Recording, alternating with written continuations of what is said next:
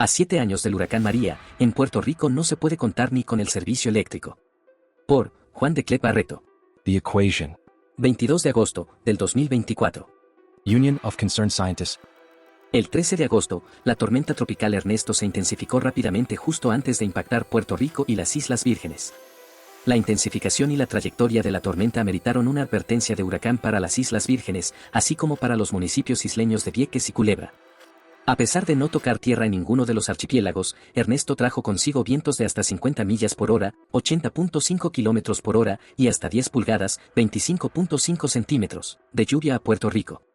Al día siguiente, miércoles, 14 de agosto, Puerto Rico amaneció con 728.000 clientes, casi la mitad, sin electricidad, miles sin agua potable, porque muchas comunidades dependen de la electricidad para bombear agua y alertas de inundaciones en toda la isla. Afortunadamente, no se reportaron muertes debido al paso de la tormenta. Sin embargo, el frágil estado de la infraestructura energética de Puerto Rico no pasa desapercibido.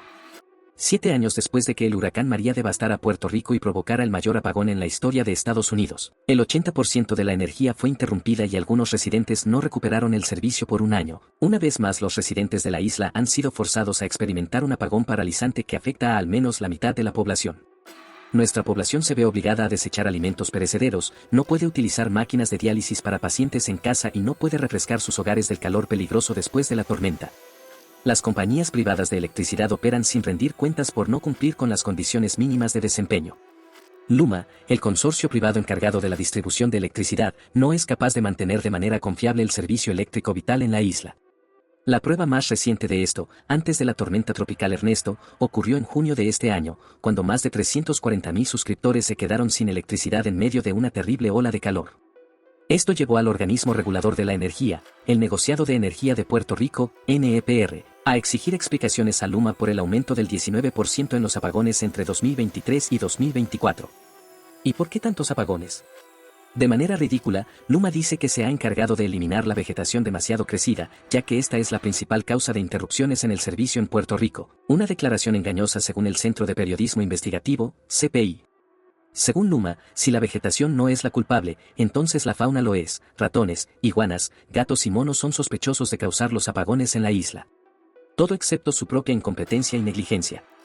Es indignante que, 7 años después del huracán María, después de que los contribuyentes de Puerto Rico se vieran obligados a aportar $750 millones para que Luma pudiera entrar en el mercado, después de despedir a los experimentados trabajadores de línea y desestimar sus contratos sindicales, después de al menos 7 aumentos en las tarifas eléctricas, después de que Luma prometiera que no habría tales aumentos, Puerto Rico no tenga electricidad confiable a precios que la mayoría de nuestro pueblo pueda pagar. Una razón es que a Luma se le permite operar de la manera más escandalosa posible, comenzando con todas las irregularidades mencionadas anteriormente relacionadas con el contrato y la fuerza laboral, hasta sus entidades reguladoras, el NEPR y la Autoridad para las Alianzas Público-Privadas, AAPP, que son muy blandas en su supervisión de Luma. Luma falla estrepitosamente en sus métricas de rendimiento. Por ejemplo, la duración promedio de los apagones en Puerto Rico entre abril de 2023 y marzo de 2024 fue de 1.414 minutos, o casi 24 horas. El promedio en Estados Unidos en 2022 fue de casi 6 horas. El NEPR estableció que para que Luma esté en cumplimiento, no debe exceder los 1.243 minutos, 20.7 horas. El CPI investigó para averiguar qué sucedería en caso de incumplimiento de las condiciones mínimas de rendimiento que causarían la cancelación del contrato de Luma, pero el NEPR y la AAPP se pasaron la papa caliente el uno al otro y evitaron responder de manera clara y precisa cuánto tiempo puede Luma incumplir su contrato sin que sea cancelado. En este momento, Luma opera bajo una extensión sin plazo del contrato original que expiró en noviembre de 2022 otorgada por el gobernador Pierluisi, un contrato que no tiene ninguna penalidad por incumplimiento para Luma. Es verdaderamente una locura.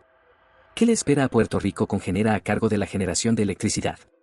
Después del huracán María, el gobierno federal y la Junta de Control Fiscal, JSF, nombrada por el Congreso a través de la Ley Promesa, decidieron que la Autoridad de Energía Eléctrica de Puerto Rico, AE, debía ser privatizada antes de que los fondos de FEMA y otras agencias federales para la reconstrucción de la red pudieran ser desembolsados. Esta fue una decisión equivocada dada la desastrosa experiencia de privatización con no una, sino 2 compañías privadas de gestión de servicios de agua en la década de 1990. En aquel entonces, esos contratos fueron cancelados por el gobierno puertorriqueño por no mejorar el servicio y no cumplir con los estándares mínimos de rendimiento. Eso solo fue posible porque los contratos de privatización tenían cláusulas que permitían a Puerto Rico rescindirlos en caso de mal desempeño, y al menos esas dos compañías tenían experiencia real en la gestión de sistemas de suministro de agua.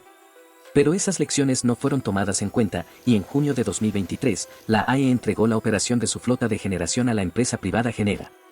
New Fortress Energy, NFE, la empresa matriz de Genera, no tiene experiencia con energías renovables y se especializa en gas metano. NFE destacó 4 temas en su propuesta seleccionada por la APP. Primero, dijeron que los consumidores obtendrían ahorros significativos en costos a través de la gestión de combustibles y la optimización de operaciones. Segundo, prometieron una mayor fiabilidad y eficiencia del sistema de generación con un enfoque en la energía distribuida y las microredes. Tercero, dijeron que retirarían las plantas obsoletas mientras simultáneamente asegurarían una generación confiable, de bajo costo y más limpia en los centros de carga para apoyar la transición a energía renovable. Y cuarto, se comprometieron a la contratación local y a planes para reclutar, capacitar e incentivar a los empleados. En un informe de este año a sus accionistas, la dirección de New Fortress Energy declaró su plan de reemplazar la flota de generación envejecida en Puerto Rico con unidades de gas metano, diciendo que la energía solar y el almacenamiento serían complementarios a la mezcla de generación. Claramente, no existe una vía clara para que Genera avance en la transición hacia las energías renovables que es críticamente necesaria en la red de Puerto Rico y que también está mandada por la Ley de Política Pública Energética de 2019. Un año después de asumir el control, Genera dice que la gestión de combustibles y la optimización de operaciones producirán ahorros de $875 millones entre ahora y 2028 y que la mitad de los ahorros se destinaría a la AE para reducir las facturas de los consumidores. La empresa dice que se está enfocando en estabilizar y aumentar la generación, que fluctúa ampliamente y a menudo causa apagones cuando las unidades de generación envejecidas salen de servicio. Pero el hecho es que Genera, al igual que Luma, no tiene el personal con el conocimiento para operar y mantener las plantas porque los despidieron, ignorando los acuerdos colectivos de la UTIER, el sindicato de la AE. Y su especialización en gas metano significa que tienen un incentivo obvio para promover los combustibles fósiles y no las renovables. Después del paso de la tormenta tropical Ernesto, el déficit de generación que Genera parece incapaz de superar fue evidente. La noche del jueves posterior a Ernesto, un incendio en una subestación dejó a casi 100.000 clientes sin servicio en la región de Carolina. Al día siguiente, la planta de energía de Aguirre en el sur salió de servicio, dejando a alrededor de 100.000 clientes más sin electricidad. Para colmo, el martes, casi una semana después de Ernesto, otros 100.000 se quedaron sin electricidad durante las horas de mayor consumo en una repetición de las fallas en Aguirre. ¿Qué hacen Luma y Genera con el dinero que reciben del Congreso y del pueblo de Puerto Rico? El presupuesto de Luma para el año fiscal 2024 a 2025 es de $693 millones, proporcionado por el gobierno de Puerto Rico y destinado a la operación y mantenimiento del sistema de transmisión y distribución eléctrica. Luma también cobra una tarifa anual para operar el sistema, cuyo total se espera que sume $500 millones entre 2021 y 2025. Sin embargo, Luma ha pospuesto sus planes de mantenimiento, ya que en junio suspendió los planes para mejorar unos 100.000 postes de iluminación, reparar circuitos subterráneos y mitigar incendios, un proyecto valorado en $65 millones debido a problemas presupuestarios. Luma dice que, además de esos $65 millones, les faltan otros $45 millones para poder llevar a cabo las mejoras.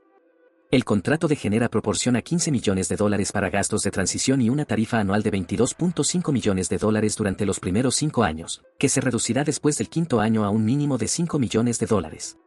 También incluye incentivos de hasta $100 millones por ahorros en gastos operativos, cumplimiento con normas de seguridad ocupacional y recomendaciones de compra de combustibles y estándares ambientales. Lo que el contrato no incluye son incentivos o sanciones relacionadas con el cumplimiento de los objetivos de generación de energía renovable de un mínimo de 40% para 2025, 60% para 2040 y 100% en fuentes renovables para 2050, como lo exige la Ley de Política Pública Energética de 2019.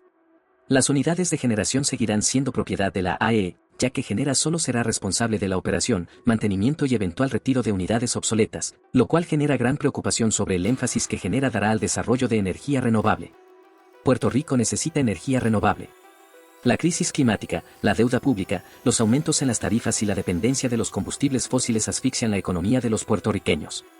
La mala gestión y la falta de supervisión del sistema energético de Puerto Rico ocurren en el contexto de una crisis climática sin precedentes que trae tormentas más destructivas al Caribe, que se intensifican rápidamente en periodos cortos de tiempo y que traen más lluvia. Las islas, soberanas o no, pagan costos altos y altamente variables por los combustibles fósiles, en gran parte debido a la volatilidad de sus precios en los mercados globales. Los combustibles fósiles representan el 94% de la generación de electricidad en Puerto Rico. Estos costos son la razón principal de los múltiples aumentos en las tarifas, según Luma. De acuerdo.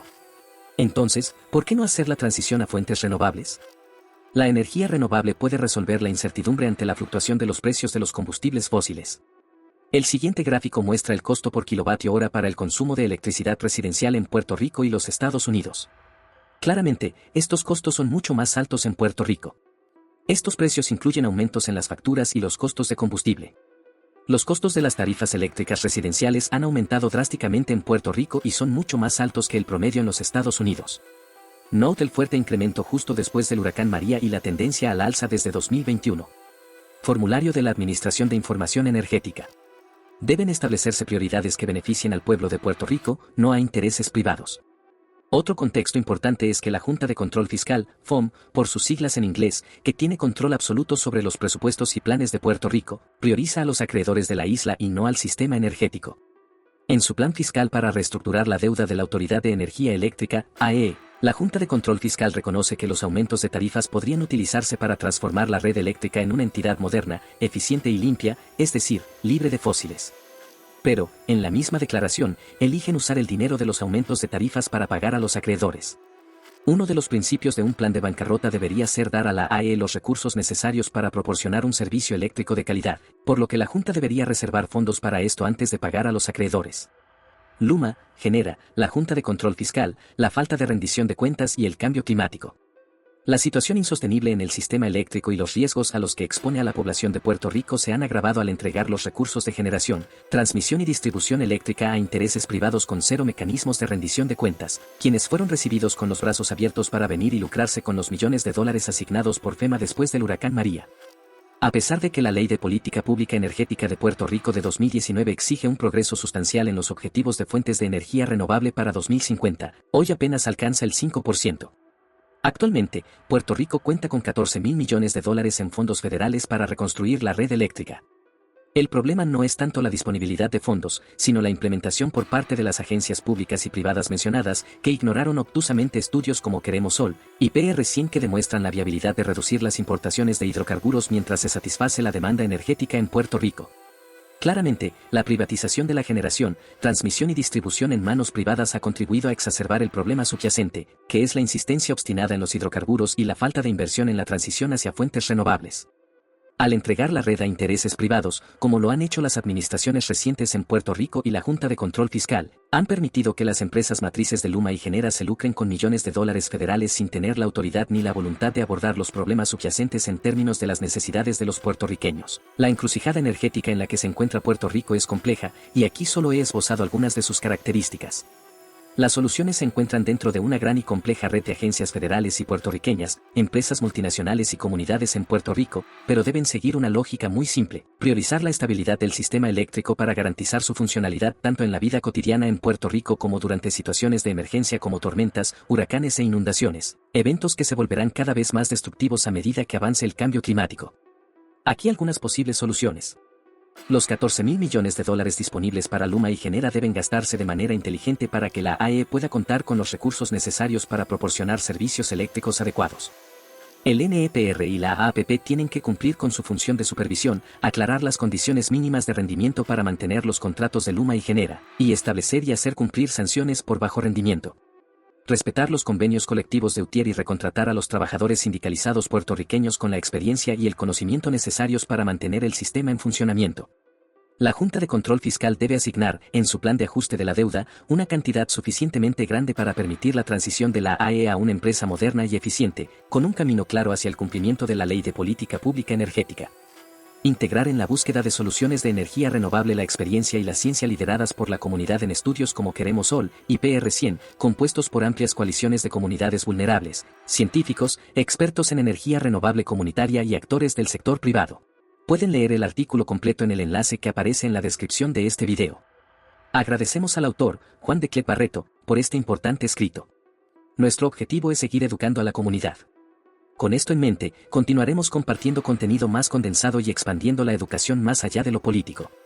Queremos ofrecer información sobre temas que usualmente no se comparten en las redes sociales, por eso es fundamental para nosotros ampliar nuestra labor. Como siempre, si tienen algún problema en su comunidad o en su vida personal, no duden en contactarnos. Les recordamos que es importante reaccionar, comentar y, sobre todo, compartir.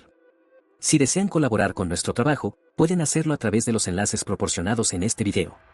Cualquier contribución será enormemente apreciada. Todo lo que hacemos por nuestra gente y nuestra tierra lo hacemos con mucho amor. No monetizamos nuestras transmisiones ni publicaciones, solo aceptamos el apoyo que cada persona que consume nuestro contenido quiera ofrecer. Incluso $1 que puedan aportar nos ayuda a continuar creando contenido como este. Somos Prensa Diferente. Recuerden, el cambio empieza conmigo.